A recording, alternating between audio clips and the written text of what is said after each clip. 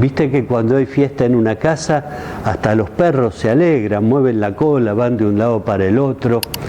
Algunas pinturas he visto que retratan el regreso del hijo pródigo a casa y el abrazo del Padre misericordioso. Toda la creación con alegría por el perdón que Dios siempre regala. Él es un Padre que quiere abrazarte, que te invita a la reconciliación en este tiempo de Cuaresma. Arrímate con confianza. Gozá de la ternura que Dios tiene reservada también para vos.